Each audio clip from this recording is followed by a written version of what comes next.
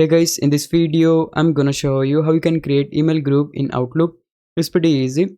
First of all, I'm on Outlook web, and once you're here, then all you have to do simply right here in Home tab, you should be able to see this side menu, and here we have the option Go to Groups. Select that. Right here, click on this option and select the option New Group. And right here, you can name your group. I'm gonna name it LLE. You can also enter the description, like here you can tell people the purpose of your group, and after you do that, simply hit create.